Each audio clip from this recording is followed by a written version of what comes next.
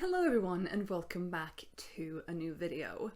As you can probably tell from the title and hopefully thumbnail of this video, I am switching my screen time, specifically my phone screen time, to reading time this week. Doesn't mean that I will not use my phone at all this week, no, obviously not, but I'm taking my screen time stats from last week and switching that time, or applying as much time per day, hopefully this week, to reading instead. I think it's going to be manageable, but last week, Wednesday was my last day of work for that week. I had Thursday and Friday off, and so I perhaps did not go to bed at my normal time on the Wednesday. Perhaps I spent a little bit more time than usual, just scrolling on my phone. Nobody knows, really. I think that's going to be the hardest day this week, but we'll cross that bridge when we get to it. This week I sadly do have to go to work on Thursday, so I can't stay up super late on Wednesday.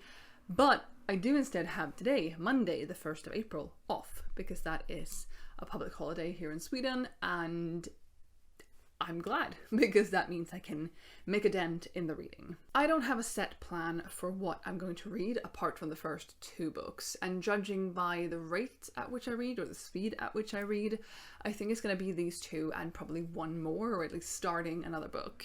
So I just briefly want to touch on the first two books that I'm going to be reading, and then share with you how much I have to read today, Monday. So on Saturday, I started reading The Midnight Library by Matt Haig, and I have had this on my shelf for a while. I think I got this when I was in Edinburgh last summer, which you probably don't know about because I haven't really been posting videos on this channel since March last year. As of me filming this, I haven't posted anything since March last year, or maybe that went up early April. It was the book haul video from last year.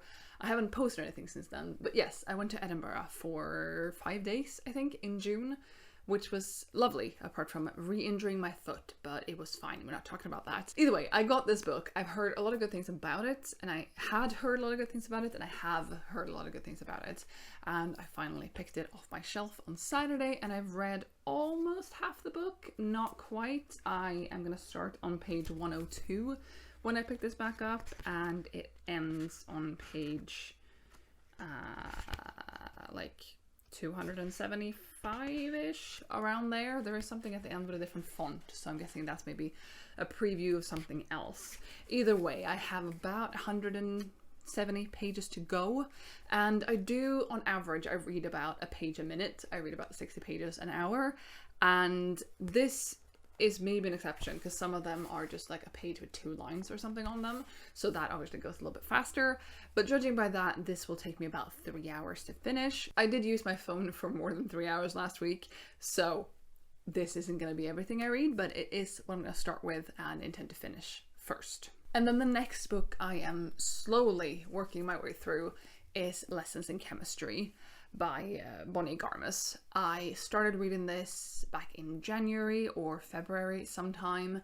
I have not finished it. I got it March last year. It was in that book haul I mentioned just now, and I'm on page 76, and this is about 400 pages, just shy of that, I think like 380.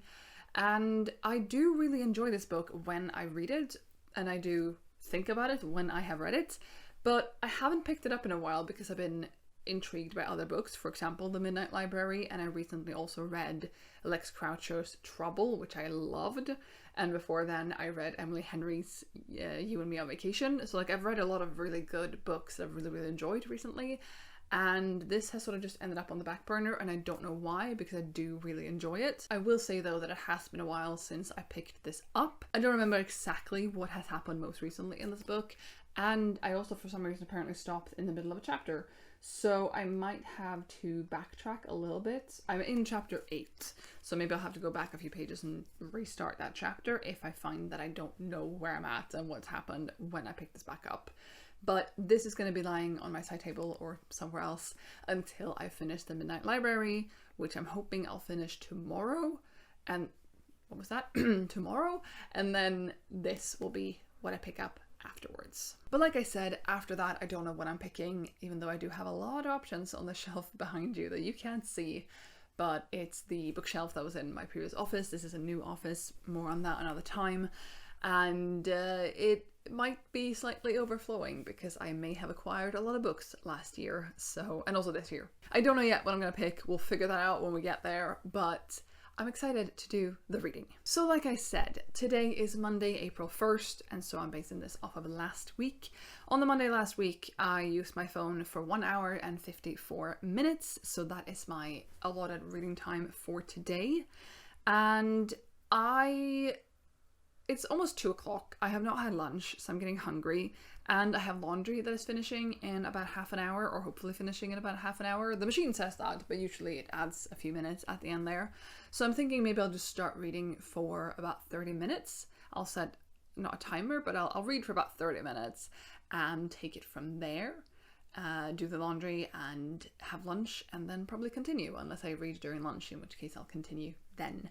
I have an alarm to go off when the laundry's done, and I'm thinking I'm going to just do the other thing, which I don't know what the name of it is in English.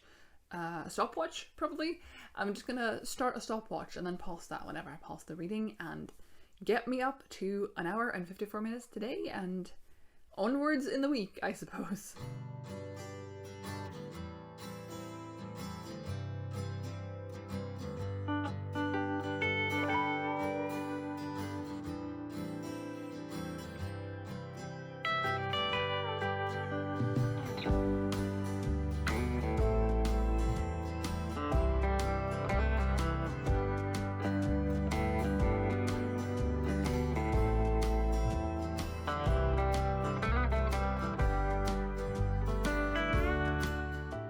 I just read for 35 minutes and 24 seconds, and it's time for laundry now and for lunch. Maybe I should have the microphone closer to me. Is this better? Hopefully this is better.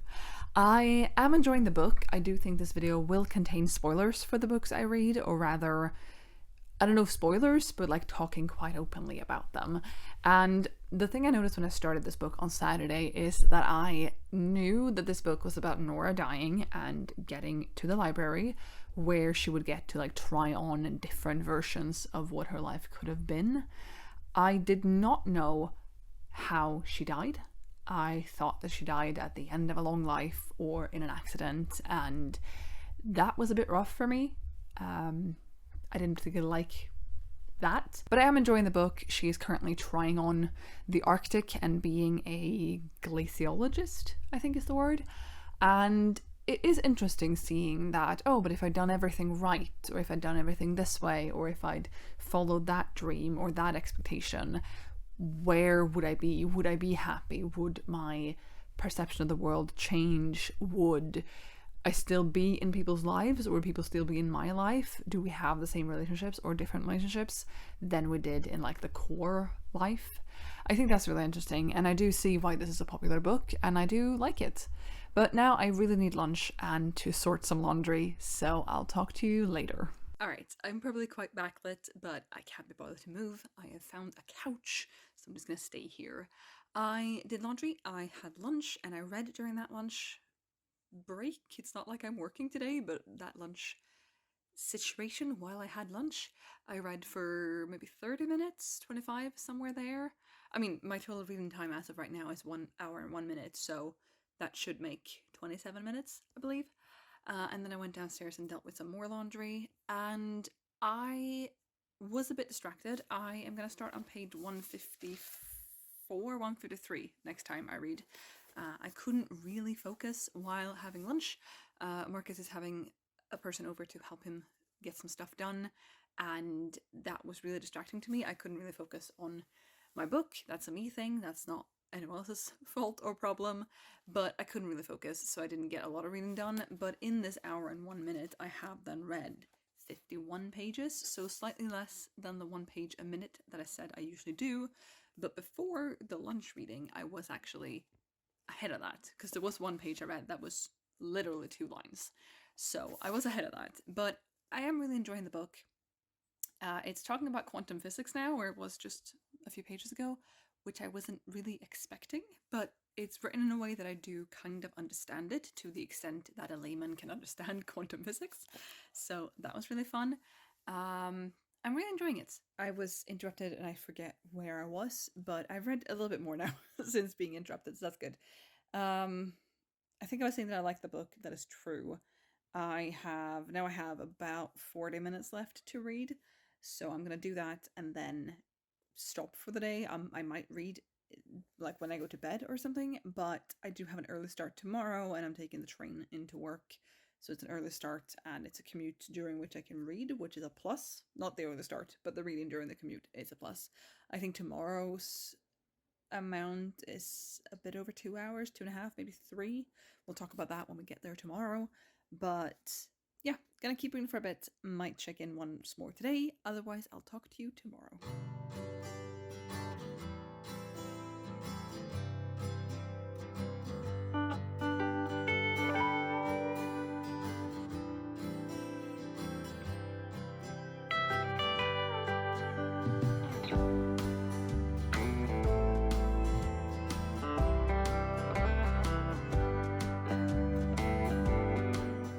Hello! I don't know how well this update is gonna go because I'm gonna start making dinner and I can't see myself because I put my phone on top of the camera and flipped down the viewfinder so I can balance the phone and hopefully get decent audio. And did I even start the camera? I did. Okay, so we're gonna see how this goes. I'm gonna make dinner and talk to you at the same time. Still reading The Midnight Library. I am going to start on page 217 whenever I next start back up. But I have now read for 2 hours and 1 minute, which is a little bit more than I had to today. My goal for today was 1 hour and 54 minutes. So that gives me what, like 7 bonus minutes? I don't have any intentions of like, oh, I only get to read for 1 hour and 54 minutes today and 2 hours and 37 minutes tomorrow. I get to read for more than that, but the minimum is whatever my screen time was the previous corresponding day, say last Monday for today. And I did have a timer to go off when I had done 1 hour and 54 minutes, but I just started a new chapter, which was a relatively long chapter for being this book, and so I just decided to finish it, and so I did. I am still really enjoying the book. I don't want to say it's repetitive, because it isn't, but it is still a thing of like going to a new life, seeing how that works, coming back to the library, going to a new life, seeing how that works, coming back to the library. But there was a chapter a while back that was very, it was very good, and it was like, I can't even describe it. Let's see if I can find it. I'm not really finding it, but it was like I was talking about in my previous update, just breaking down like different lives that she could live. It was like, oh, in one life I'm a teacher, in another life I'm an astronaut, in one life I'm this, in another life I still live there, in a third, like all the different crossroads, or not all of them, but several different crossroads that she has had, and decisions she has made that has affected the outcome of her life. And I think that's really interesting to think about. I do think about that sometimes for my own life as well, of like, oh, what would have happened if I didn't go to that place, or if I hadn't moved there. For example, when my husband and I met, we met at an NaNoWriMo event. That it was a sleepover type thing, an evening or a night, I suppose, of writing, and then we'd rented a place. I wasn't involved in the renting, he wasn't involved in the renting, but like the local group had rented a place, and you could stay over, and you could write all night, or you could sleep and then get back to it, or leave, or whatever. And I had said that I was gonna go, and then I think I woke up late that day. It was a bit of a commute because I didn't live in that city, and I had a really bad hair day, which I care about sometimes. I'm not super into my hair, but it was a thing. I really remember having like such a bad hair day, and I was affected by that for one reason or another, and so I really debated not going, but I think I'd already bought the train ticket, or I felt bad to back out then. And so I ended up going, and I met my husband, who wasn't my husband then, obviously, but I met him. And I also met some other people who have become big or relatively big parts of my life as well. And I just scared a cat. And if I hadn't gone, what would have happened? Because at that point I was still working at my first job. I had recently moved out of home to my first apartment, and I don't know. I'm rambling, but I just think it's interesting to think about sometimes what would have happened if different choices had happened. Like if I'd gone away for uni, if I'd gotten a cat earlier, if I had changed my mind about something else, you know? I think it's really interesting to think about, and it was really interesting to just see a long list kind of that in the book of like, oh, what if I done this? What if I done that? I could have become this, I could have become that.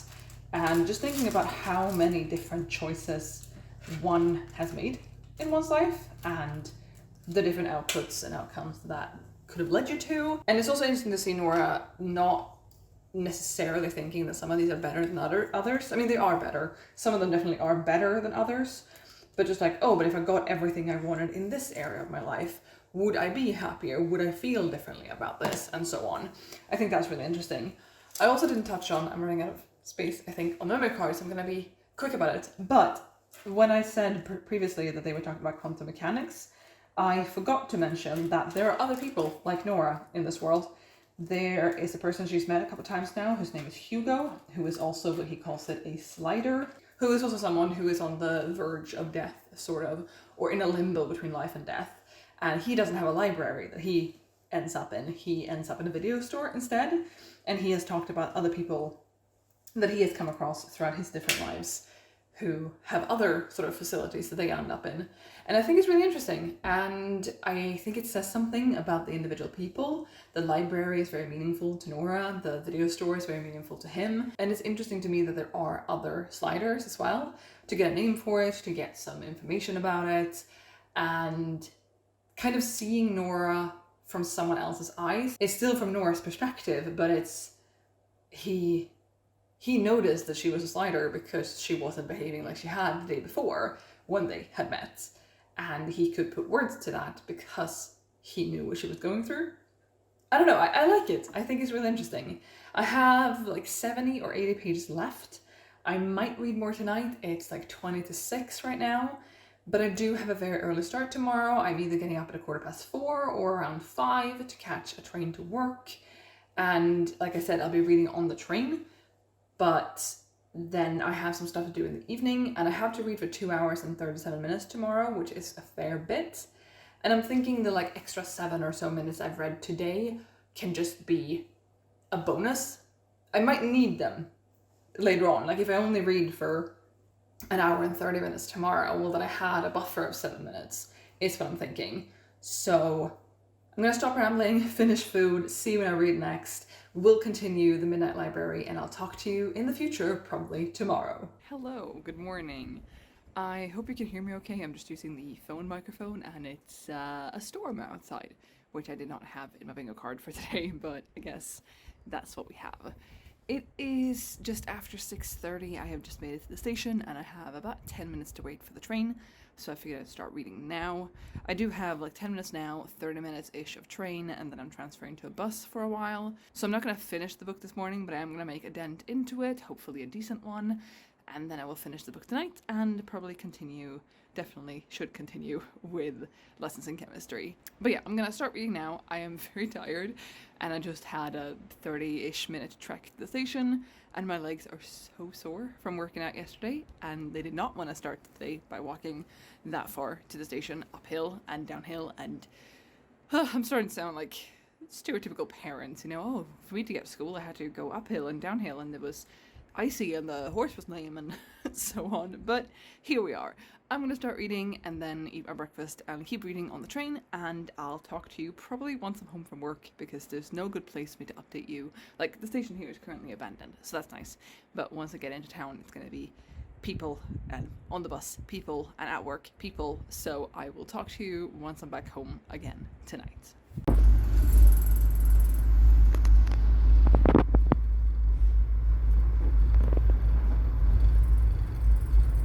Hello again. It is the evening now. It is 6:52 in the evening. I am back home and I have had dinner. We have planned out the week so that we know who needs cars and who's cooking what day and all that, which is all good that we've done. I haven't read anything more since this morning when I was on my way to work. I read for 43.5 minutes, which pretty good given the time I had. And when I start this back up now, I'm going to start on page 265. So I'm very, very close to the end now. I think I have about 23 pages left. So I should finish that in about 20 minutes of reading, which is really nice. I briefly want to touch on the fact that I read, like I said, waiting for the train, on the train, and also on the bus. And then when I got off the bus at work, I only had a few lines left on a page. And so I decided to keep reading those. And then I twisted my ankle. Yeah. If you were here a couple years ago, you know that twisting my ankle, generally not good. Not like it's good for anyone, but generally not good. I've had to have 2 surgeries because of that.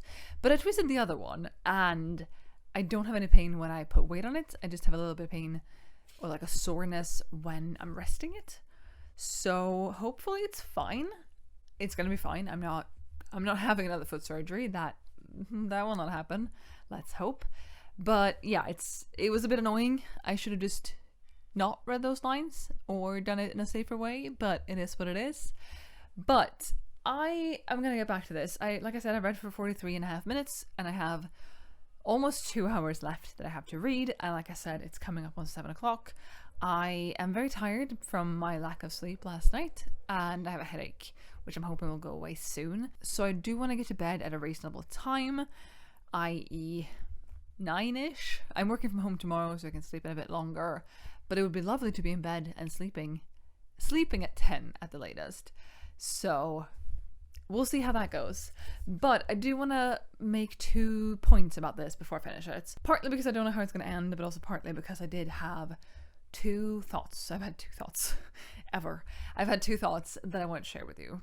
First up, I have one issue with this book. I probably have more, but I have one issue with this book, and that is the fact that the main character in her core life had, or has, depending on how you look at it, depression, and that has subsequently happened in multiple of her lives. And there was one life that she was in where she didn't find any antidepressants, like even in other lives where she was feeling happy or feeling good, she still found or learned or knew that she was on antidepressants in those lives.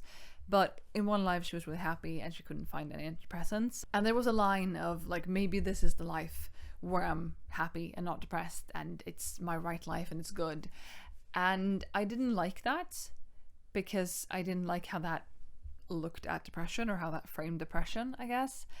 And I do think it's possible to be happy even if you have depression.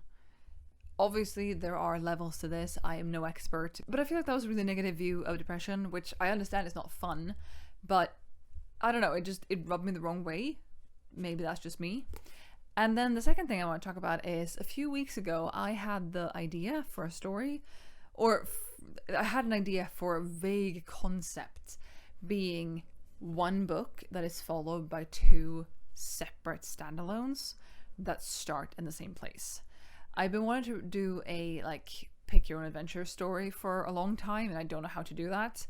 Maybe I'll figure it out in the future, but I wanted to have at the end of book 1, the main character makes a decision or something happens in the world, and they can go down path A or path B, and then the subsequent 2 books, which would be released on the same day as one another, one would be path A and one would be path B. I think that would be really cool, and this is a good example of how a choice can change your life, and how a small, relatively insignificant choice can make your life take you down different routes, I guess. So I just found that interesting, that I knew what this book was about. I wasn't actively thinking of this book when I thought of that. So yes. One more thing before I go though and read this, and before my battery dies. I also just think that it's interesting. Maybe I've misunderstood a thing in this book, or maybe it hasn't been explained, or maybe it's obvious to people who aren't me.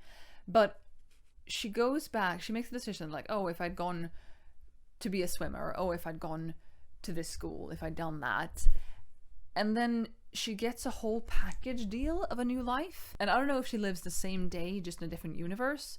But I'm just like, oh, if you had said yes to that date 7 years ago, there are a lot of choices between saying yes to that date and now 7 years later, or however long, you now have a kid and you now live there and now you're a professor and 18 other things. And I feel like she should be able to tinker with that a bit. Like, oh, I want to say yes to that date, but I don't want to end up with a kid. There is based on the physics and the logic of this, there should be a universe where that happens. And that should be a life that she should be able to live. I'm not saying she doesn't want kids. I'm just saying as an example, that should be something she should be able to do. But that doesn't seem to be the case. It seems to be the case that she goes down the path of swimmer, and then this happens. Or she goes down the path of become a professor, and then this happens. Or sticking with the band, and then this happens. And I have thoughts. Either way, I should read now so I can go to bed. That's not the only reason I read, but for right now, that is a good reason.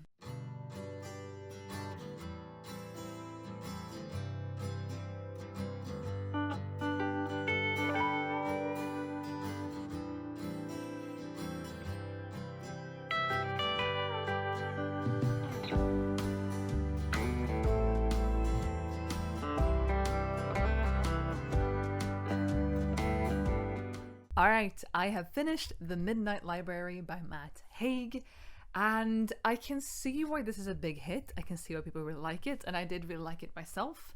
I really do love the emphasis towards the end, but a few different times throughout the story, that you don't have to be the perfect something. You don't have to be the perfect mother, daughter, sibling, friend, co-worker, partner, anything. You get to just be a person, and people are messy, and that is fine. And also the emphasis on the fact that you do not have to live up to someone else's dreams for you. Like, for a good chunk of this book, Nora was trying to figure out what would have happened if I'd gone down the path of becoming a swimmer and gone to the Olympics, or if I'd stayed in the band, or if I'd, I'm giving the same examples, but it's actual things she did. And she realized that maybe her dream was never to become an Olympic swimmer, but it was something that she regretted not doing. And maybe the band wasn't right for her, but she still had regrets, or she still had regrets in her core life that she didn't stick with it and she disappointed people. And that's something that I need to be reminded of from time to time, quite often, more often than I remind myself of it, I think. But just like, I am allowed to just be a person, and I have this thing where I feel like I give up on things very easily, which is true in some instances. I have this thing where I want to be good at something straight away, and if I'm not, I struggle to continue. This lies very deep within me, and that I want to just be good at things, and I value myself based on performance, I guess. I don't really know how to phrase this because I'm very tired, but either way. And I think it's good to be reminded, and I should remind myself more often, that I can just be a person. I do not have to be good at everything, and I don't have to be good at anything. And it's fine that I don't have a passion. I have several passions, but at times I forget that I do. I'm like, oh, I want to be an author, and then I write, and then I stop writing, and I'm like, I have no passion for writing. I have no passions.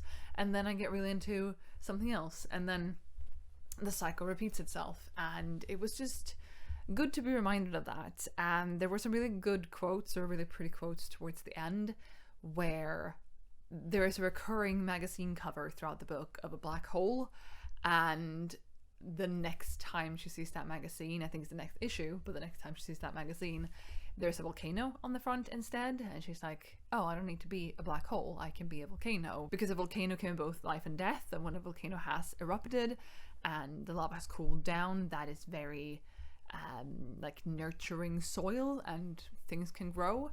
And I just liked it. I really liked it. So I'm excited to have finished this. I have now read for an hour and 5 minutes in total today, so I have an hour and 32 minutes to go, and we're coming up on 7:30, so yes, time. But I'm gonna go get a bit more comfortable. Maybe I'm still wearing jeans, I don't know why, and get a bit more comfortable, and then read the other book. Read Lessons in Chemistry, and let you know how I get on with it. There will probably only be one more update tonight when I've finished my reading for the evening, but we shall see. Hopefully the hour and a half will just rush by, and I can go to bed soon and have read a book that I enjoy. Not that I didn't enjoy this, I did enjoy this, but it would be nice to keep reading something I enjoy and not realize that I'm forcing myself through that book. So, see you later.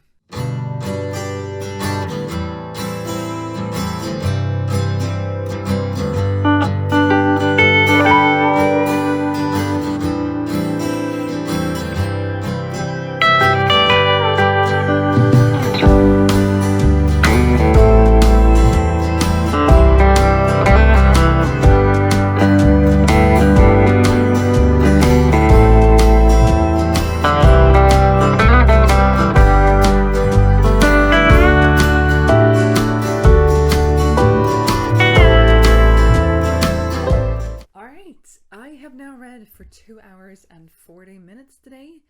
So I've surpassed the 2 hours and 37 minutes that I had to read to be on track.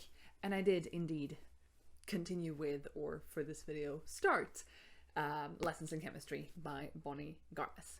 I decided to go back and restart chapter 8, I believe I said.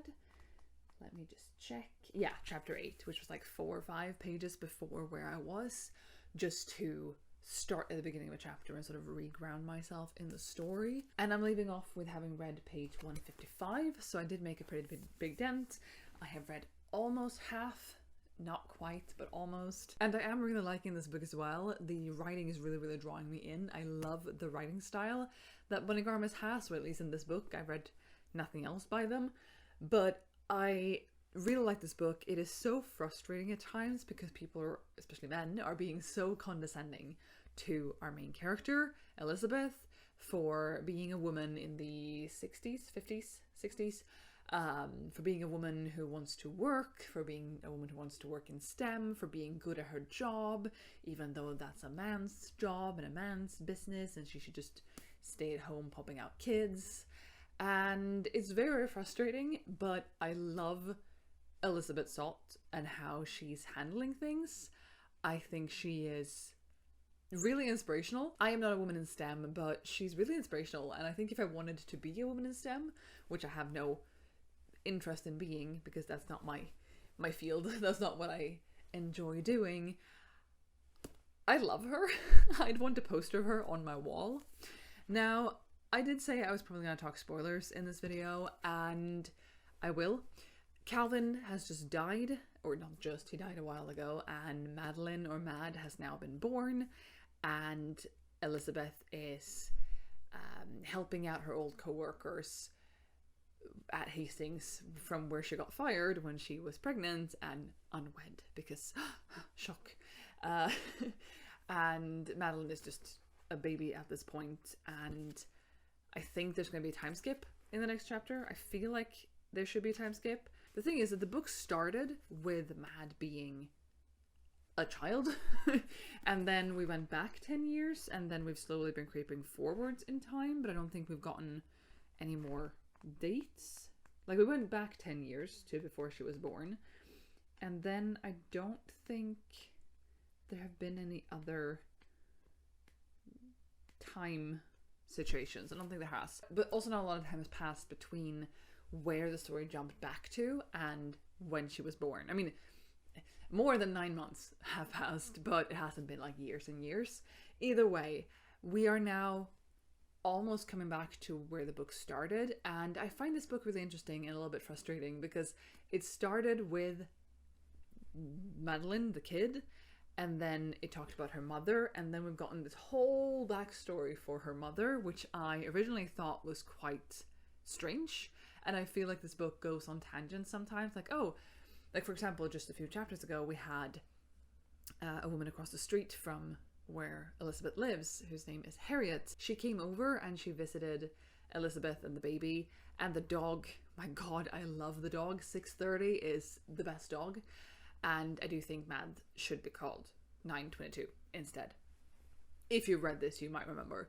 Either way, Harriet came over and she was there for a bit. And then there was a chapter just about Harriet.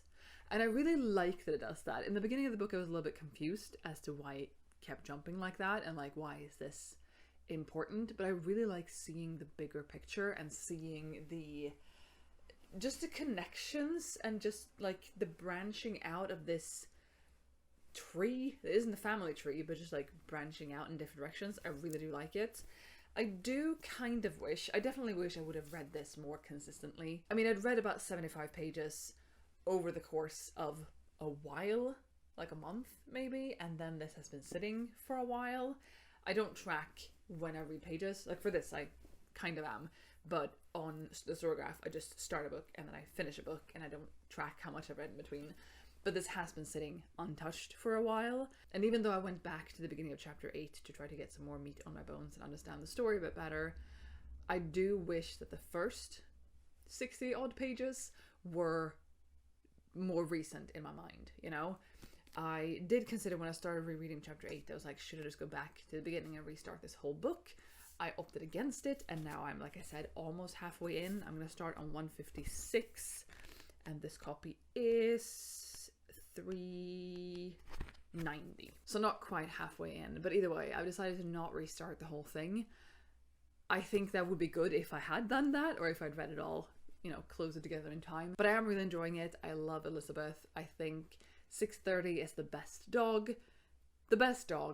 And 630 talking to Calvin through the grave was just amazing. Also, the inscription on Calvin's tombstone, the original inscription, Calvin Evans, 1927 to 1955. Brilliant chemist, rower, friend, lover. Your days are numbered. It's a very ominous tombstone. Like, that wasn't supposed to be the entire text. It was supposed to read, your days are numbered. Use them to throw open the windows of your soul to the sun. But then they ran out of space. And it's intense. And then a piece of it got shot off. And that was really good for Elizabeth and for the, like, remembering a thing that Calvin had said. And now it's a chemical formula that I will not try to read you because I hardly understand it. But either way, 630 is the best dog. I hope nothing bad ever happens to him. I don't remember if he was in the beginning of the book when Madeline was a kid, that we've now come back to her being a kid. But just let the dog stay alive, and I think I love this book forever. Now, the thing is, it's about almost 9:40. I took a break there between reading the two books and reheated my heater pad and got some cake and refilled my water bottle and stuff, and it took me a while to get started. I've now done my reading for the day in a few extra minutes, which is really nice. I feel like I could keep reading. However, I shouldn't. I should get to bed. I might read more, but I probably shouldn't. And if I do, I won't update anymore tonight. Tomorrow, I am working from home, and I start my day with working. I'm not going to intend to read before work. And then I have 4 hours and 34 minutes that I have to read, which is quite a bit. It's going to be most of the evening until I go to bed. I am also in charge of making dinner tomorrow, which is not super complicated, but it will still take some time. And yeah, I get off work at 3:30 tomorrow if everything goes according to plan, if there are no crises. So if I started reading right then and there, it would be 4 and then it would be 8. And that is without having made dinner. So it's gonna be a lot. I think it's gonna be intense. But I should be finishing this, shouldn't I? Because it was 390 pages. 390 pages. I have read 155, so I have 235 pages remaining, and I read about 60 a minute. No, about 60 an hour, which I have been going a little bit faster with this, it seems like, this session. I've been really into it, which has been really nice. And so that should be just about 4 hours. So hopefully I'll be finishing this tomorrow, which is a really exciting prospect. And then I get to pick something new. And if I finish this at the 4 hour mark or around the 4 hour mark, I still have half an hour left that I'm going to read tomorrow. And then I'm going to have to pick a new book. I haven't yet decided. I'm looking at my shelf behind you. I haven't yet decided. Part of this plan is that I want to shrink my TBR, which is what is behind you, as well as some like non-fiction books that aren't part of my TBR. But I mean, this and the Midnight Library is shrinking my TBR because they have been on my TBR even though they've been active at the time of this video starting. But there is a book that is Teresa's that stands in our sitting room library area that I picked up yesterday, and that's like 150 pages, so I probably wouldn't finish that tomorrow if I picked it up tomorrow, but I could finish it Thursday, and that book excites me. I won't mention which one it is in case I don't end up picking that, but I do also have a lot of options behind you, like I said, and a whole other, like, I don't have to pick any one of these or that book. We do have other books I could reread as well, or pick a book that's Marcus's or Teresa's, I suppose. So, lots of books. I'm so glad that I'm enjoying reading again. I'm so glad that it's fun and that I'm reading good books. And I want to continue reading good books. And I realized it is really nice to talk about books. That's part of the reason I wanted to do this, because I don't feel qualified really to do book reviews. I don't know if I think as deeply about books as one should in order to make interesting book reviews, I guess. I don't know. I don't watch a lot of book reviews. I watch some, but I don't watch a lot, and I don't really feel like that's my side of things, really. I can read a book and be like, oh, I really like this, you should read it. And someone goes, oh, what's it about? And I'll go, I don't know. Maybe I'll read the blurb and get reacquainted with it, but usually it's just a feeling for me when it's been a while with books. It's just a feeling that, oh, this was really good, I really liked this, but I have a hard time pinpointing what it was. And so I'm hoping, this is very long-winded, but I'm hoping that doing this, which is something I would like to do more often, I'm thinking maybe I'll do one of these screen time swappy ones once a month or something, that talking about books actively as I'm reading them, A, gives me something to go back and watch if I want to be reacquainted with what I thought of a book as I was reading it, but also maybe helps me retain it a bit more. And maybe it's because I've been reading books over such long stretches of time recently that I forget what happened in the beginning and I just remember the conclusion at the end, and that was nice, and so on. But maybe it's also because I just read the book and then I put it on my shelf and I don't talk about it. So while I don't know if this is going to contain any proper book reviews, I still hope that it will be fun for you to watch, but I also hope it will help me retain the book a bit better. So there's that. So far though, I'm really liking this book. Just like with the Midnight Library, and also knowing this from when I read the first 70 pages earlier in the year, I do understand why it's doing so well. I do understand why people love it so much. And I am interested in seeing the TV show, although I do think that's on Amazon Prime or something, which is a service that we don't have. But I see how this would make a good show, and I've seen the trailer for it and gone, I'd like that. So for now, I'm really enjoying it in book form. I hope to finish this book tomorrow. This was 16 minutes so far of me just rambling. But yes, I will take a shower, head to bed, talk to you tomorrow when it's time for me to get back into this. See you then. All right. It is Wednesday. It's the 3rd of April and it's 5 minutes to 4 in the afternoon. I did work. I signed off on time. Good job me. I've been doing a lot of overtime recently. And since then I have gotten everything in order. I have what I think I'll need for the next few hours is all in this room. I have my computer and the hard drive for when the camera gets full. I have the camera, book, lip balm, water, all that good stuff. Also phone, so I can have the timer, and gotten changed because I was wearing the most uncomfortable outfit I've ever worn, which is probably an exaggeration, but I was just really uncomfortable during my workday, even though I worked from home, and bye-bye. Couldn't do it. Wearing PJs now because much better. I'm also happy to report that my foot feels much better. I don't feel it at all, so it was a very temporary twist. It wasn't even a sprain, but just a very temporary thing. And the thing is, I've started working out a bit more recently, which has been very nice. And we have a treadmill down in the basement that I had the intention to keep using, but I decided yesterday, since the foot thing happened, that today I'm not gonna. And I think that's a good idea because I still have to do 4 hours and 34 minutes of reading. I did not bring camera batteries and now it's flashing. I knew I forgot something. Either way, I have to do 4 hours and 34 minutes of reading today. Like I said, it's almost 4. I don't want to stay up too late. I don't want to stay up late at all, but I'm going to have to. I'm going to have to stay up beyond 8, which is when I would love to go to bed because that would be amazing, but probably 9-ish, 10-ish seems more likely. And I'm in charge of cooking dinner tonight, which was bad planning, but it is what it is. I didn't know that when I used my phone for 4 hours and 34 minutes last week. So here we are. But I haven't read anything at all today, which feels weird because yesterday at this stage, I'd already read for like 45 minutes when I came home from work, and I had to read a lot less yesterday than I need to do today. But we're gonna just start it. I'm gonna make dinner probably gonna start on dinner in like an hour, so I want to see how much I can get read before then, and then we're just gonna continue down this road. Luckily, because I'm reading a physical book, I'm reading a paperback copy, I did discover that there is someone on YouTube who has read this book as an audiobook. They recorded it as an audiobook and it is on YouTube. When I did the math yesterday, this should take me about 4 more hours to finish, so I won't have finished it by the time it's time to make dinner. Lots of time in that sentence.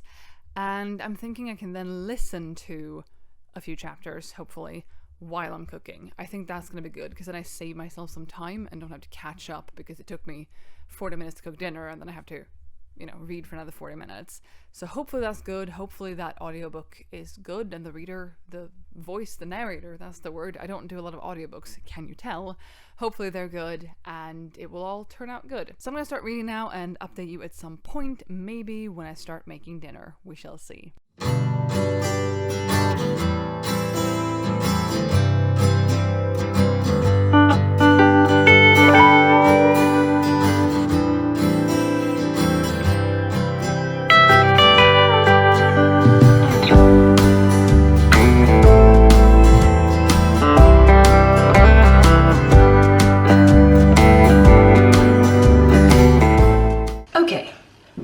It looks like I've been crying. That's because I have been. Not because of the book though. I am on page 194. I have read for about 40 minutes and about 33 minutes in, Katniss came in with a little tiny baby mouse. I don't know if it was a baby mouse, but a little tiny mouse. And it was not thriving and neither was I. So I had to get that outside and I don't do well with that and it's very sad. But Marcus got home a little while later and he helped me bury it because of reasons. And yeah, but the book is going well. I want to say that I think the last thing I said, or one of the last things I said yesterday when I did my last update, so many last in that sentence, one of the last things I said was that there hasn't really been a proper time skip. Like you began in, I think, 1960 or 61, I'm not entirely sure. And then it went back 10 years and then time has been progressing, not super fast, but it has been progressing. And there's no kid born, so like there's been time enough for that to happen. And I said there haven't been any big time skips. Literally in the beginning of the first chapter I started today, there was a time skip of 4 years, I think. And that was funny to me that it was so close to where I was. But yes, I am enjoying the book, though I wish I would have gotten further into it in the time that has passed since I last spoke to you. It is 5:15 right now, so it's been an hour and 20 minutes, out of which I've read for 40 minutes. So that's not looking great, but it is what it is. Katniss did what she did. I'm gonna cook now and pop in some headphones and listen to a bit of the book as I do that, and talk to you later. I just realized that I put this on top of the camera to record good audio and I didn't press start on this and this was covering the microphone of the camera. So I have no idea how that went. Hopefully the sound was decent, but I doubt it.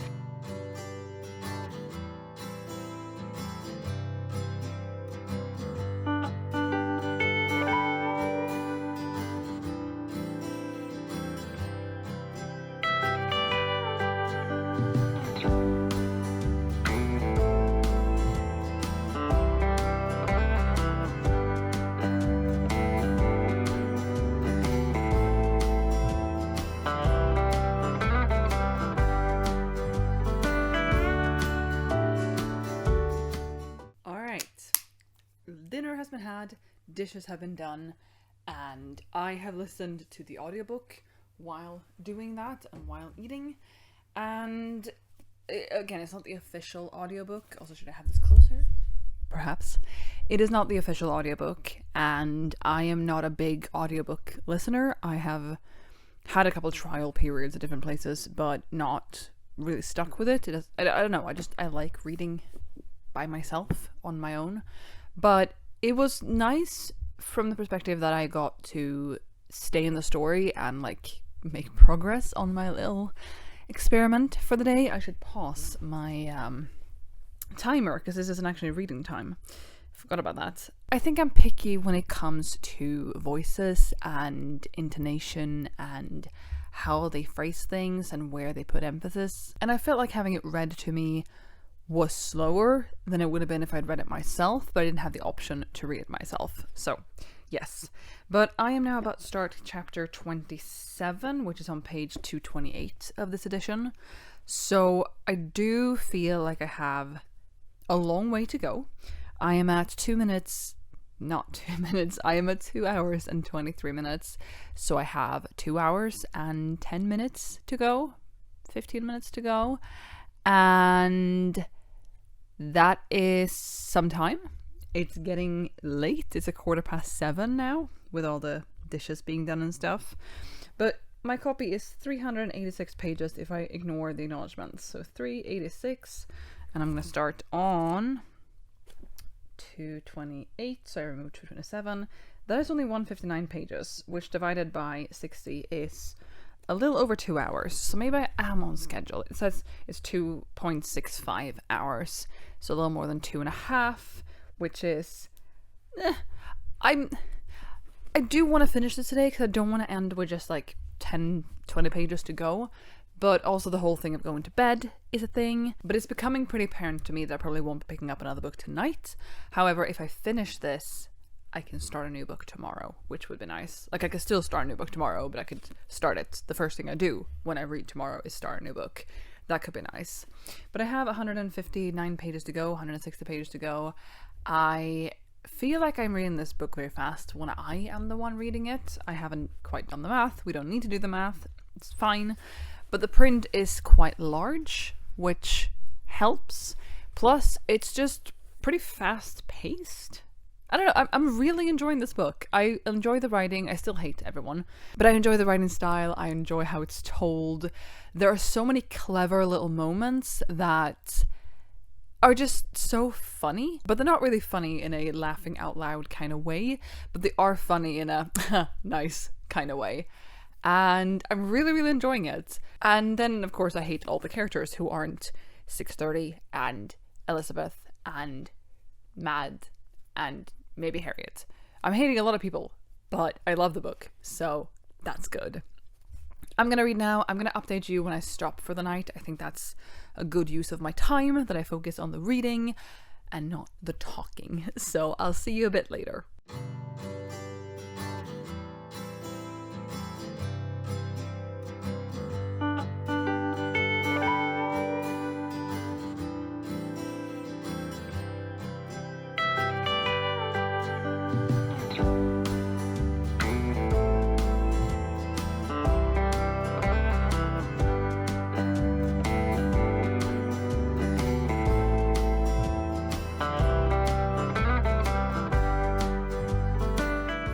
Hello, I am not done, but I'm in the middle of snacking, but I'm also in the middle of reading, and I came across one of those sections that I tried to come up with one that was so funny.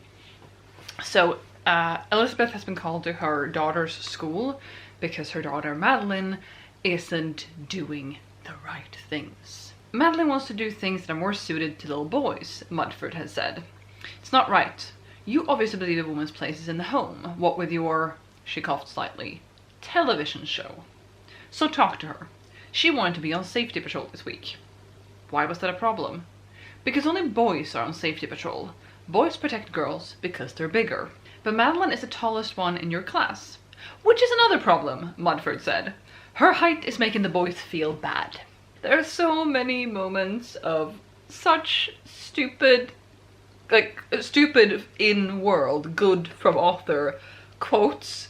And there's so much misogyny, which I'm not surprised by because it's the 60s and STEM, but it's so stupid and I love it so much. I don't love the misogyny. I don't think I need to clear that up. I don't love the misogyny, but I love the way it's been put into this book and how, I mean, it's not put on its head, but just the fact that Elizabeth Sott doesn't take it, doesn't really understand it, and I just love it. I think it's great.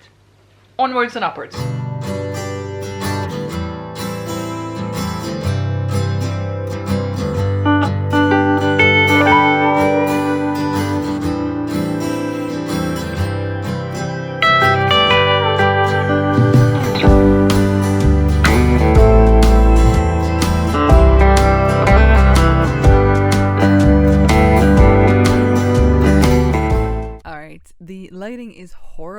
I'm backlit and I have my laptop right here giving me this lovely blue light, but that's what I need to be able to have the microphone working.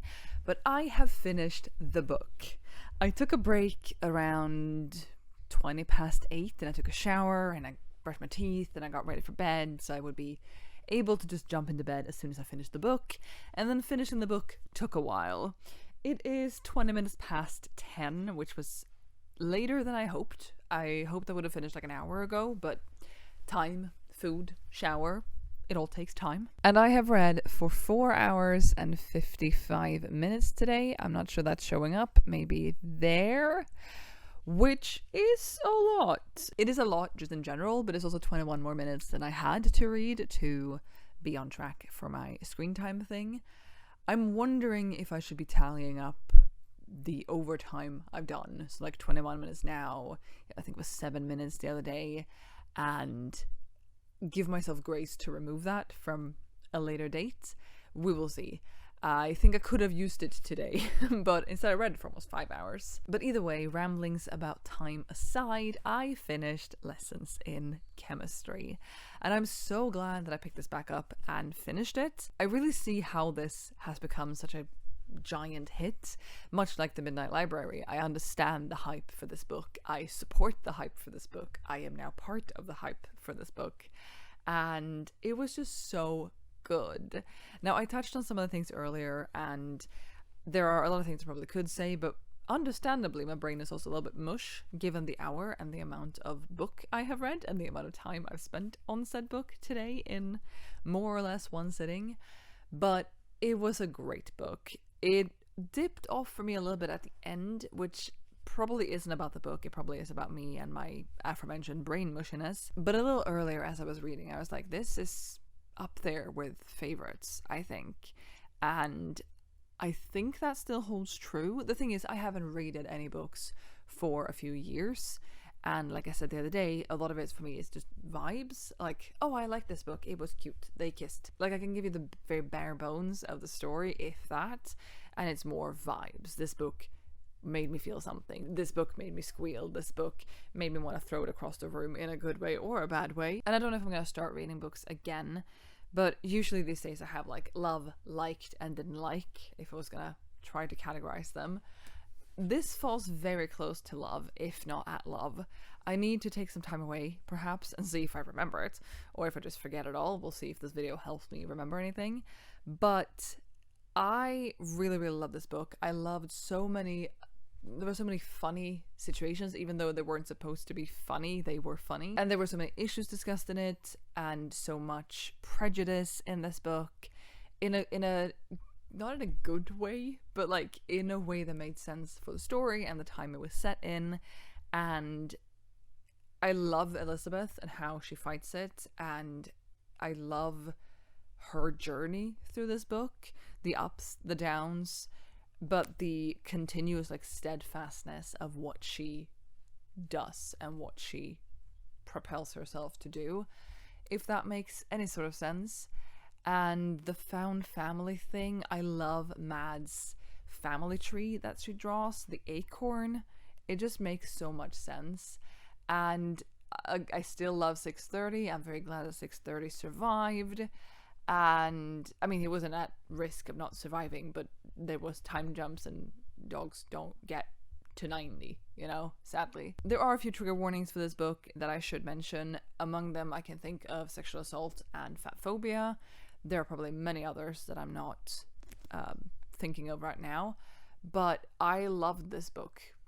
I think I just said it. I love this book. I think it's up there with favorites, and I'm so glad that I've read so many good books so far this year. I haven't read many books. I think this is book 5 or 6, but I have read so many good books, and there's so many good ones, and I'm so happy, and I'm excited to read so many more good books. I should go to bed now because it's approaching 10:30. Tomorrow I have exactly 3 hours that I need to read for, and that will once again be done all in the evening because I'm going to get up, head to work, do work, maybe go to the gym, and then come home, and that's when I'll do all the reading. But tomorrow I am not on dishes and I'm not on cooking, so I have a bit more time. There's also potentially a stream tomorrow on Marcus's channel. I haven't joined the stream in a while, and there also hasn't been a few streams. He's cancelled a few of them. And it's gonna wholly depend, I think, on how far into my reading I've gotten when the stream starts to decide if I join or not. I have to do 3 hours. I probably won't be home before 5:30 or 6 if I go to the gym. 3 hours of reading plus eating dinner plus showering and, you know, unwinding before bed. Even though you can definitely unwind with books, sometimes they just rile you up, I guess. I don't know if streaming is the thing to do because I can't do 10-minute bursts and then talking for 15 minutes and then expect to get 3 hours of reading done before an unreasonable time. I have picked my next read, but I'm not going to share that with you today. But it does mean that I can start reading as soon as I get home and have access to the book. I don't have to spend time picking the book because that's already been picked. And you will see that in 3, 2, 1. It's Murderbot, or it's All Systems Red by Martha Wells, which is the first book in the Murderbot Diaries? The Murderbot Diaries, yes. It was like series. It's more than a trilogy. It has a name. Apparently it's diaries. I do not personally own this book. It does not come off of my TBR, which is over there, but it is Teresa's, and she has read it and she has liked it. And I've also heard good things from other people, both people I know and people just floating around on the internet. And it's a book I've wanted to read, and it is so short. And I figured it was a good book for this video in general, partly because I am interested, but also partly I read the first chapter of it, or the first page of it recently, and I was quite intrigued. It's currently 7:45 in the evening, and I want to give you just a little update on where I'm at before I delve in and try to finish this.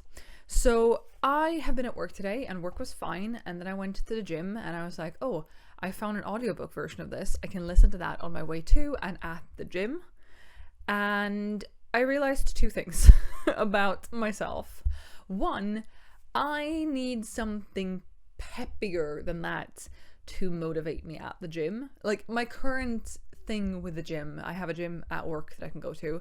My current thing is just like, when I decide that I'm going to go to the gym, I bring my stuff and I go to the gym. I don't have oh, I'm going to do all these things, or I'm going to challenge myself in this way. I just have to go. It is a good way to just get me to go without making it a huge, giant, big task. And once I'm there, I do some exercise, so it works out.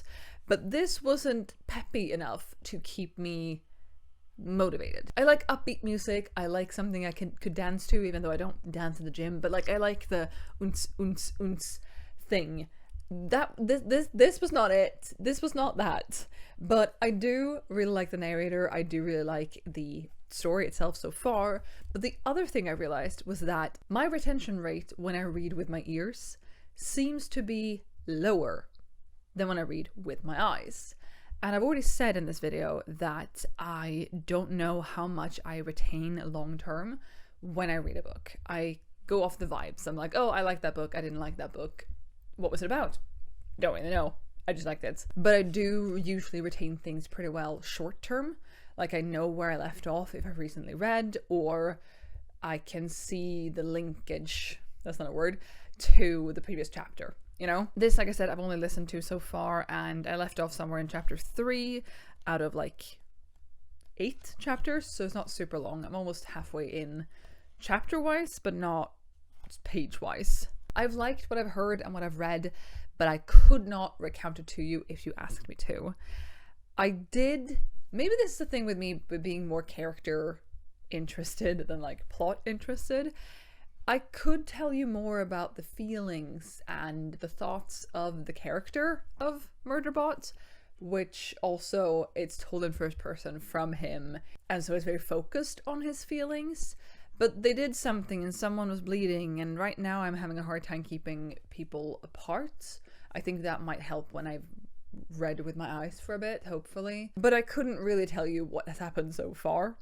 I will not restart it though. I will put the pieces together as I go and then maybe reread it some other time with my eyes. And I'm still counting this first leg of this as read. And when it comes to that, I have read for 51 minutes and 37 seconds so far.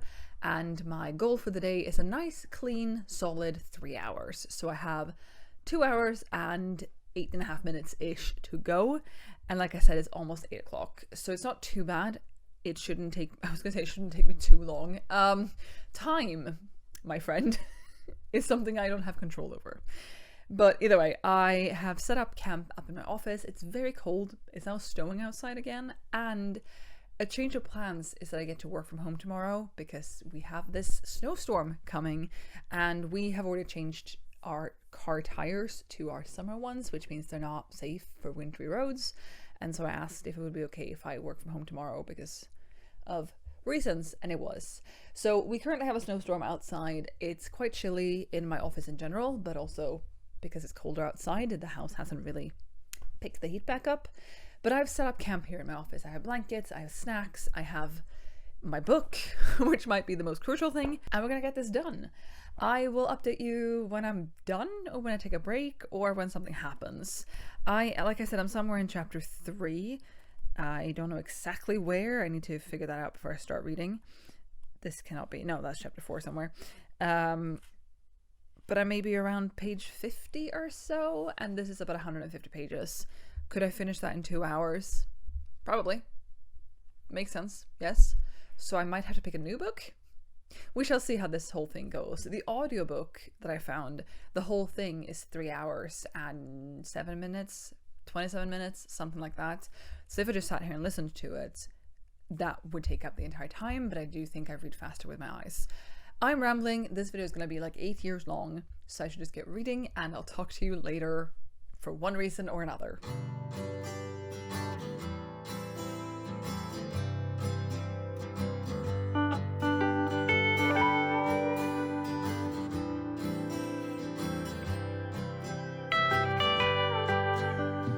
Alright, I have read for 2 hours and 26 minutes, so I have 34 minutes left to read tonight to reach the goal. It is 8 minutes to 10 now, so I'm doing fine. As long as I keep this update short, I shouldn't have to stay up super late to finish what I'm doing. I have finished the first book in the Murderbot series now, All Systems Red, and I really enjoyed it. I think I would have enjoyed it more if I'd, again, read the whole thing with my own eyes. It turns out I had listened to the first 45 pages of this book, and it is 149 pages, so I did read 104 pages with my own two eyes, and I feel like I retained that part better, so I don't know if audiobooks are for me. I've said that before, but either way, I enjoyed the story. I think it wrapped up pretty nicely. I know it's the first in a series. There are 7 books out at the moment, and I think a couple novellas as well, and I think there are more to come. I do still think it wrapped up quite nicely as a first installment, definitely, and also it could be read just like this. Yes, it does end on a cliffhanger, but it wasn't a terrible one where you need to jump into the next book straight away to get that fill, you know? Not for me, at least. I like the elements of found family, and I do like how it wraps that whole thing up, even though, I mean, it's a bit questionable. Again, spoilers. The ending makes it a little bit unclear for me. Like, it's a bit sketchy if Murderbot is now free, if Murderbot is to be considered enslaved. I mean, they say that Murderbot is free, but also, can they be free? The place, which I've already forgotten the name of, where Mensa and the others come from, does seem like a pretty free, open, good, utopian place, which I'm wondering if that's not the case, because,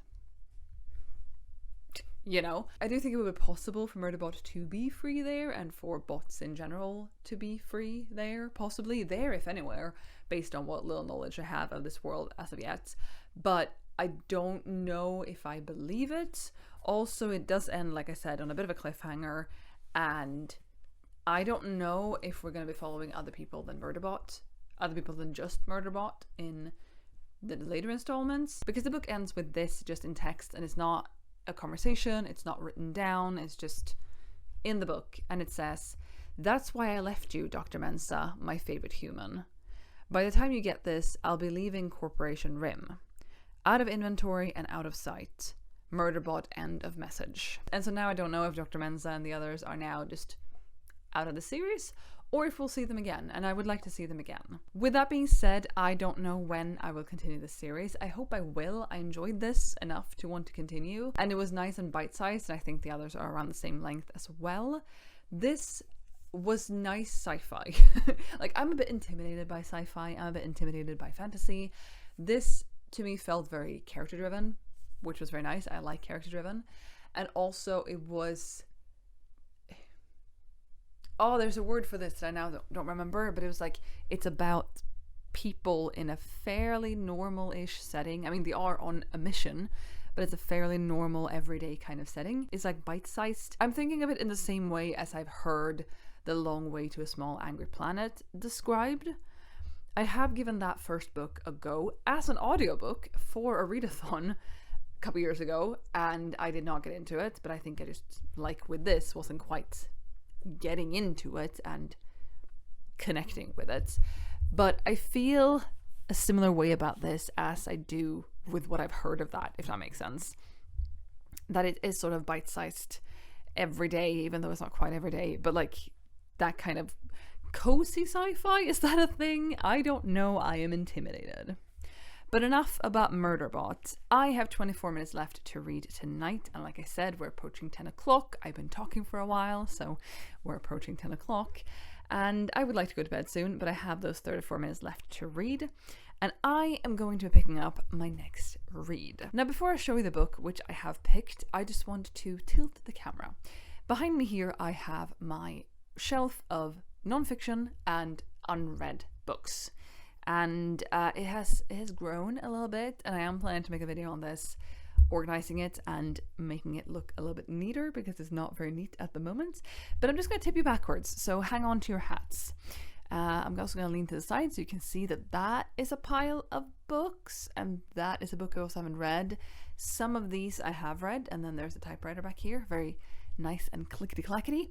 And then that's a whole row of books I haven't read, and then there we have books I haven't read, some of them I have, and then there we have some books I haven't read that are essentially touching the ceiling. Yeah, I have some books to choose from, and I may or may not have some book mail coming. Now, I wasn't quite sure what to pick, because in this video I have read The Midnight Library, which talked about quantum physics. I have read Lessons in Chemistry, which talked about chemistry, and now I've read All Systems Red, which is a sci-fi novel. And I'm missing my romance a little bit, not gonna lie. And I did read You and Me on Vacation before I started The Midnight Library, and I also recently read Trouble by Lex Croucher, both of which very good on the romance. And I wasn't really sure where to go. I kind of wanted to, you can't really see that, but at the bottom of this pile I have Babel by R.F. Kuang, and I read Yellowface in the winter? Last fall? It's been a while, but I read it and I really enjoyed it, and that was my first R.F. Kuang book. And when I say enjoyed it, very frustrating character, but it's supposed to be. But I was like, oh, maybe Babel, but it's also very big. It's a very thick book, and it's a little bit intimidating, and I have obviously conquered some of my intimidations, but I have decided to read The Wisteria Society of Lady Scoundrels by India Holton. Try to show you this a bit better. There we go. This is set in Victorian England, and Trouble is not, but it's still, for me, in my mind, don't get mad at me, set in the same sort of historical time zone, if we stretch it a bit. I'm just gonna read you the back of it in case you don't know what it's about. I barely know what it's about, but let's do this. Cecilia Basingwaite belongs to a very prestigious circle of women, the Wisteria Society of Lady Scoundrels. Yet this is no ordinary Victorian ladies' society. It's very bad lighting here. These women spend their days pickpocketing and blackmailing their way around the country, all before it's time to sit down for tea. But when Cecilia meets Ned Lightbourne, her world is set to change forever, because he is a paid assassin and she's his next hit. Under the employment of the dastardly Captain Morvath, who wants to rid the world of these lady scoundrels, Ned knows he has one job to do. But when he lays eyes on the feisty, beautiful Cecilia, he's faced with a conundrum. Does he kill her or fall in love with her? I think it sounds cute. This is the first in a series, and I like how I was going to say that. I don't know if I want to start a new series right now.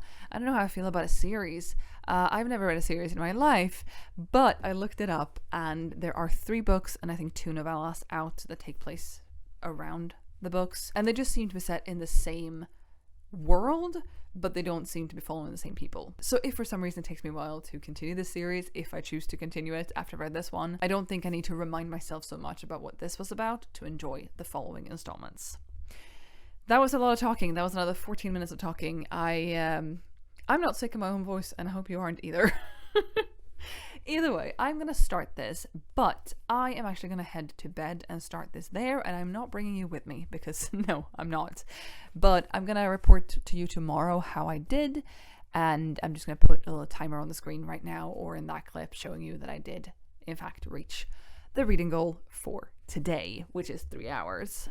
Now, tomorrow and Saturday, and I think also Sunday, I have slightly less to read. I have just over 2 hours tomorrow and Saturday, I believe. Let's see. Tomorrow is 2 hours and 8 minutes, and Saturday is 2 hours and 2 minutes. And then we'll go back up to 3 hours and 6 minutes on Sunday. So about the same that I've read today. And I think that's going to be really manageable, hopefully, in the weekend when I don't have work and stuff to do. But tomorrow I do still have work. However, 2 hours and, 8 minutes? Not that bad once I'm done with work. I do work from home tomorrow, which is going to be really nice. And so once I sign off work, I am off work. I don't have to commute home. And according to my schedule, I get to sign off at 3:30. But you never really know, especially with Fridays. But touch wood, I could just touch this whole thing, it will work out. But yes, I will talk to you tomorrow, having hopefully read about 30 pages of this before then. See you tomorrow. All right, it is Friday, the 5th of April. I've just wrapped up work. It's about 20 minutes to 4. I want to give you a little update from my reading of this last night and tell you the plan for the rest of today. So I started this last night, and it did make me laugh from the very beginning, because there is a table of significant characters at the very beginning. And, it says that Cecilia Basingwaite, a plucky young woman. Miss Darlington, Cecilia's great aunt. Like, it's breaking down the characters that you're going to meet, and in order of appearance. The first page of that ends with Queen Victoria, England's monarch. And then we have Prince Albert, deceased. Blah, blah, blah, blah. The ghost of Emily Bronte, alleged. Charles Darwin, arrival. It was just a really funny start, and I also like the beginning of the chapters have these little almost like summaries of what's to come. Like, it's chapter 1, and then it says a few different things you're going to get to experience or see or meet during that chapter, and you don't see that very often. I don't see that very often at all, and I think that's really fun. I ended up reading the first 2 chapters of this, so when I next sit down to read, which should be in a little while, I'm going to start on page 24.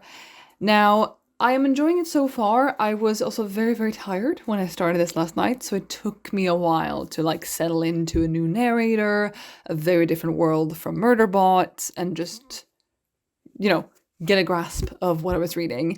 But it was enjoyable so far. I did chuckle a couple times, which is a very good review for having read 2 chapters of something. And I'm excited to continue.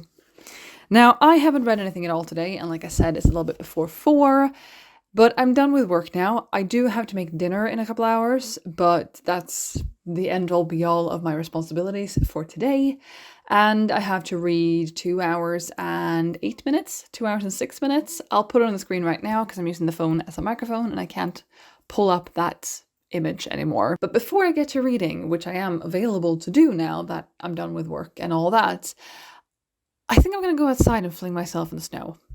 We got a lot of snow. It has stopped now. Now it's possibly raining, or it's nothing coming down at the moment. We got a lot of snow, and it was very, very good that I did not intend to go to work, that I worked from home instead, because that would have been extremely dangerous. But it does mean that we have snow again. And while I'm not excited for the snow, because I want spring now, it's about time, I want to poke it. So I'm either going to go fling myself in the snow, and or I'm going to go give the birds outside. We have some bird feeders in the tree. I'm going to fill those. And then I'll get to reading.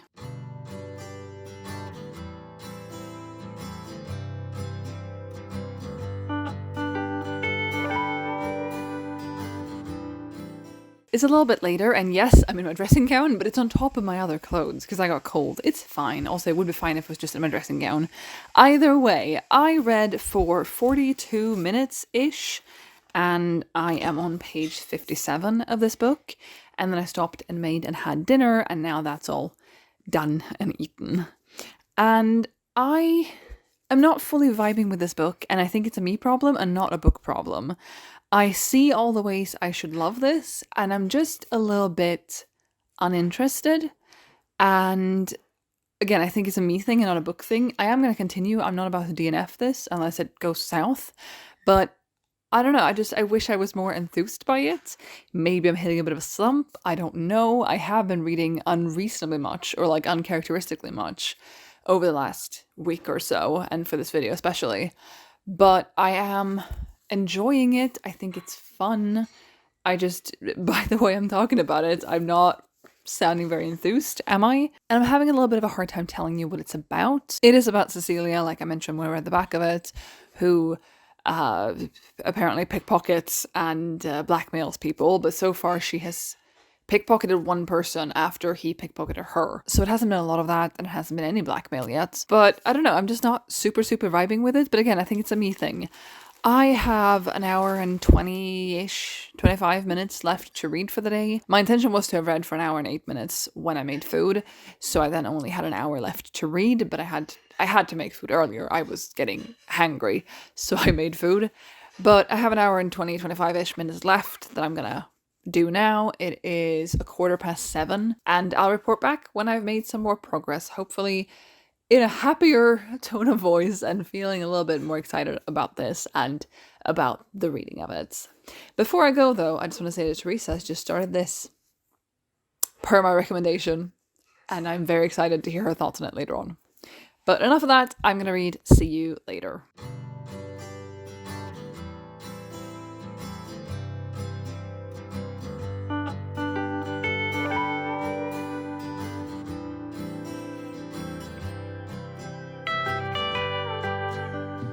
Alright, I am here with my final update for tonight, which is still Friday. It's gone dark outside, but it's been a while since I actually finished my reading. It is 11:20 now, and I finished my reading at just after 9, at which point I had read for 2 hours and 15 minutes, which is a little bit more than I need to do today, but I was in the middle of a chapter when the time ran out, and I wanted to finish that chapter. I have really come around to this book. Not that I hated it in the beginning, but like I said in the previous clip, I wasn't really feeling it the way I hoped I would. I could see formula-wise why I would like it. It has good humor. It has a historical setting. It has, oh no, there was just one bed. Oh no, he touched me without gloves. Like those kinds of Regency, or I guess Victorian era tropes that I really like, and that I got a lot from Trouble by Lex Croucher recently as well. But I really am enjoying this. I am about halfway through. The last little part of the book is some pages from one of the later books. I think it's the third one based on the title, but I don't remember what the title was right now. Either way, second or third one, and this is really good.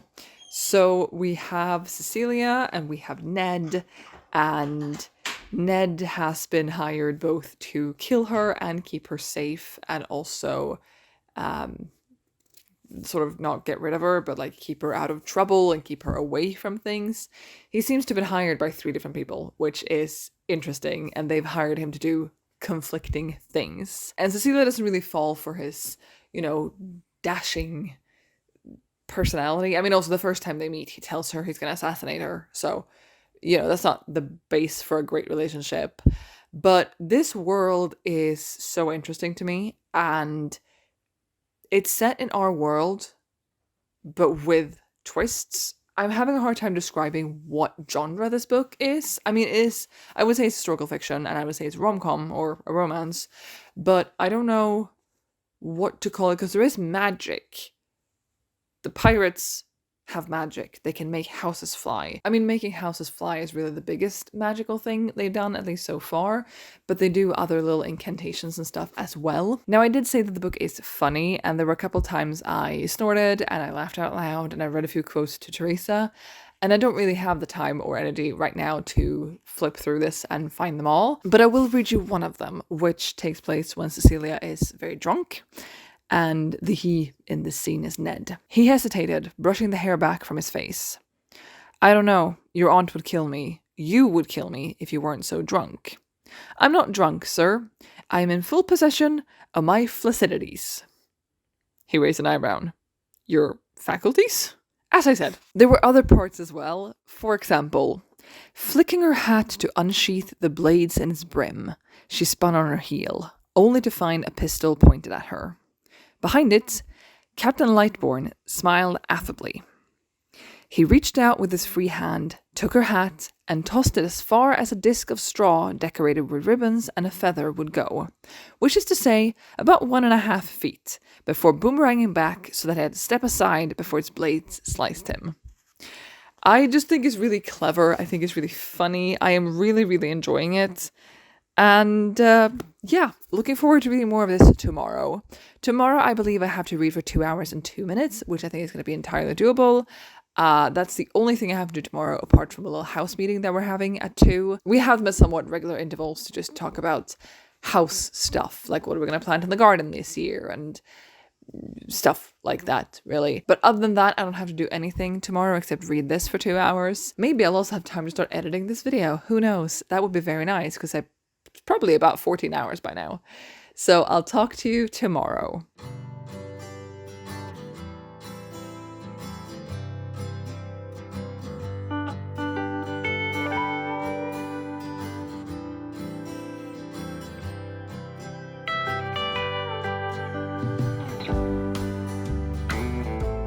I have read for 2 hours and 3 minutes today, and I just finished a chapter, so I wanted to read that 1 extra minute just to finish it. I am now this far into the book, and I have 90 pages to go of the story, and then there is some bonus content at the end for the 3rd book, which I think I am going to read, but it is only 90 pages left of the actual story. I am enjoying this a lot. It is so weird, and I still haven't really wrapped my head around it. I don't think it's that weird, really, but it's like there are pirates and flying houses and people sent to assassinate one another, and there's a whole new side of etiquette, and it's just really weird and really funny, and it's a very big mix of like historically appropriate conversations and phrasing, historically-ish appropriate, mixed with like very modern language, which I am enjoying a great deal. So I'm going to finish the last 90 pages tomorrow, again, hopefully earlier in the day than what the time is right now, and then probably pick a new book. My reading time for tomorrow is exactly 3 hours, if I am not mistaken. I am hoping to finish that maybe in the early afternoon, we shall see, but I'm probably not going to finish another book after this one for this video. I have a couple short, small books, like a murder bot length-ish, but I think they will take me longer. Like these 90 pages is probably maybe 2 hours, and then I won't finish anything else in an hour, probably. I'm gonna go to bed now. I'll see you tomorrow.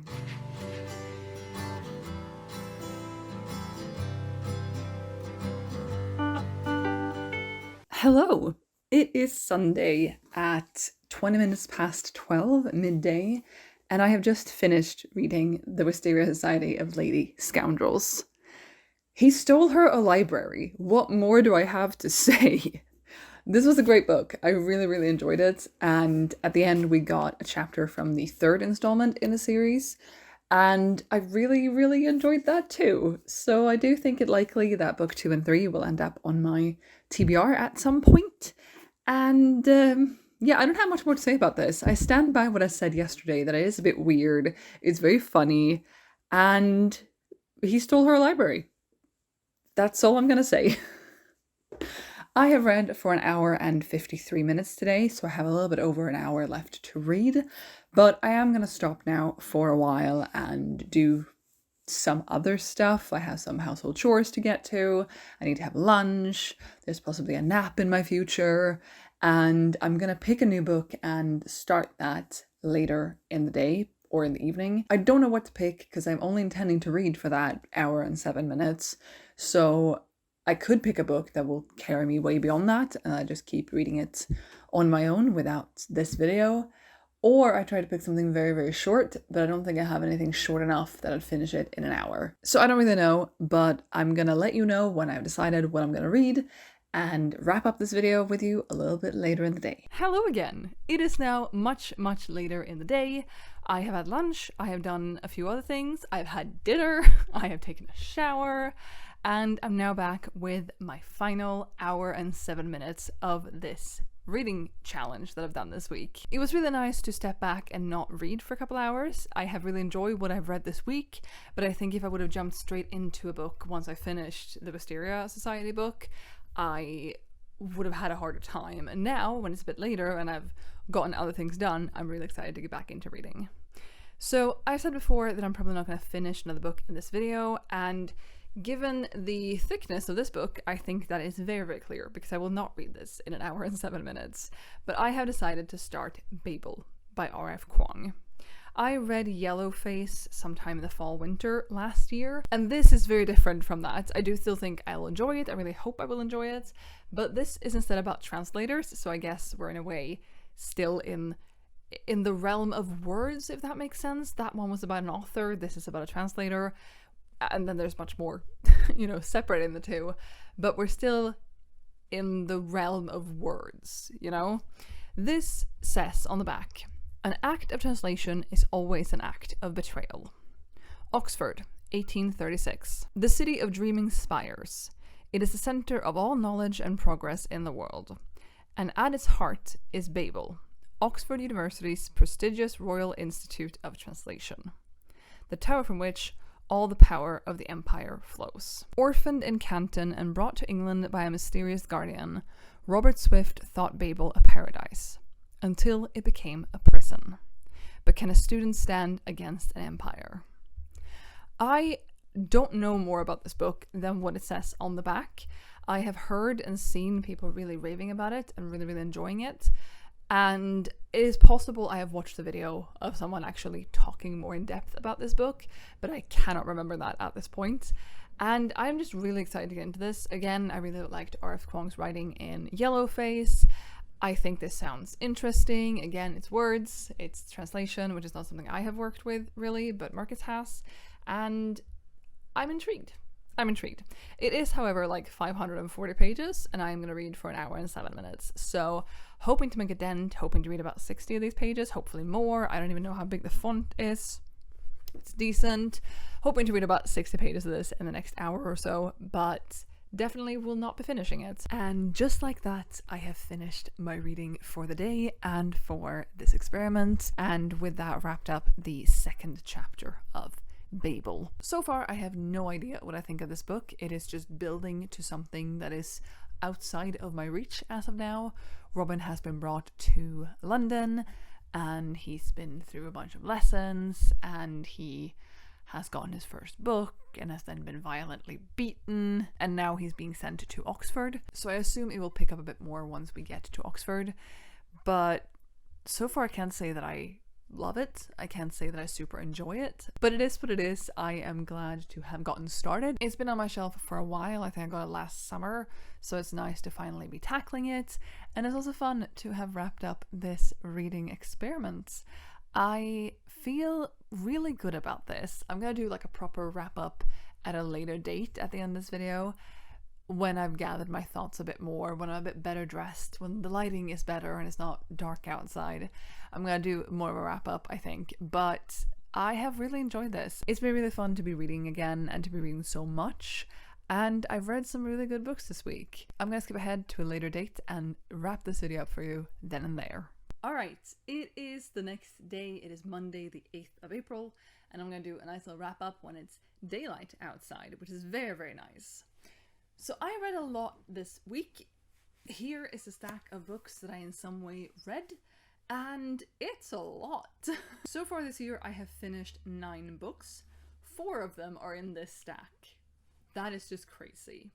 So I want to talk briefly about the books I read, and just if I have any different thoughts on them now, if I have any thoughts on them now, compared to what I said when I read them. So the first book I finished during this video was The Midnight Library. This, I understand why it's so hyped. I really enjoyed it. I'm glad to have read it. And I don't want to say it's a new favourite necessarily, but it was good. I would recommend this to people. And it got more sciencey than I expected, which we're going to get back to sciencey later in this video. I enjoyed it. I don't do star ratings at the moment. I haven't for a couple of years. But if I were to, it's probably like a 4 for me. I don't know, it's not a 5, but it's not bad by any stretch of the imagination. I liked it. It was good. I had started this before the start of the video, as was the case with Lessons in Chemistry, which was the second book I finished. I don't remember where I started the Midnight Library for this video. I think it was somewhere in the middle. This I had read about 70 pages of and read the rest of it. And I want to say that I think this is my favourite out of the books I've read for this video, which is really fun. This was a book I was really excited to read. And I'm also going to put a picture up on the screen for you right now, because the day after I finished this, or in the following days after I finished it, I went to the grocery store, and this book, the Swedish translation of this book, was like book of the month in that store. And so there's a full display of this book and like this cover, but in Swedish, which I haven't seen before. So I thought that was really fun. I read the majority of this book during this experiment. I started, like I said, around page 70. I think I went back to like 66 to start, and it's just over 380. So I read about 310 pages of this book. I think it's my favorite from the whole week. But I had a hard time articulating something, and then I looked briefly at reviews, and I'm willing to agree with something. Because I really loved the beginning and the middle of this book, but then I felt like the ending was rushed and it didn't quite make sense. And I saw someone else pointing that out, and I felt very validated in feeling that way. And I don't know, I just feel like it tied up too fast at the end, and I didn't quite follow exactly what was going on and how everything tied together. But overall, I really liked it, and I'm going to hand it over to my mom tomorrow. I haven't told her that, and I don't know if I don't really know my mother's reading tastes. I know an author she reads everything from, but other than that, I don't know what she likes, but I think she would enjoy this. I hope she would. So I'm going to hand it over to her tomorrow. The next book I read was All Systems Red by Martha Wells, the first in the Murderbot Diaries. And I stand by what I said earlier in this video, where I wish I would have read it all with my own 2 eyeballs, because I do not remember much of the beginning. I remember that there was a big hole that opened up and there were monsters and people were injured. I know that much, but I don't know what any of those things were called because I didn't retain it. I did enjoy it, and I do think I would and might read the sequels to it, but I'm not going to run out and get them tomorrow. Next up, I read The Wisteria Society of Lady Scoundrels. This, I think, was maybe my biggest surprise in this video. I was a little bit overwhelmed by it. I don't know why. It is romance, it is historical, but I don't know what else to call it. Is it magical realism? I don't know. What does the storygraph say? The storygraph says fiction, fantasy, historical, romance. Okay, so fantasy. For some reason this overwhelmed me a bit, and also the font size felt significantly smaller than the previous books, which I like a bigger font size. I'm a bigger font size kind of gal, but I liked it, and this is a book where I definitely do want to pick up the 2 sequels that are out. There are also sequel novellas that are named like 0.5 and 1.5 that take place between and after these stories, and I'm intrigued, but I don't know how to get a hold of those and read them comfortably without having an e-reader, which I don't have one. But I think this was my biggest surprise from the week. And then just last night I started Babel by R.F. Kuang. I have read the first 2 chapters and I didn't read any more after I went to bed, and I haven't read anything more today, and I don't like this so far. It's not giving me anything, but I think that we've gotten the setup now for what the back of it says. I think we've gotten there, sort of, and maybe that kind of stuff will start happening. I don't like that I'm not enthused by this at the moment, but I'm hoping that I will keep reading and that it will keep growing on me, or that it will grow on me, and that I will absolutely love it once I get further into it. As of right now though, it's not what I wanted it to be, but I cannot put words on what I wanted it to be. So given this, some sort of rating or ranking in this video feels unfair, so I'm going to set that aside, since I haven't finished it and I've barely started it. But the 4 books that I finished, I am going to rank them in an order. Here is how I'm going to rank them compared to one another.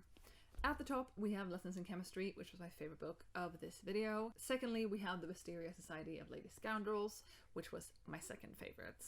And then it looks like it's Murderbot and then The Midnight Library, but I do want to keep them tied. I do want to say that they share third place.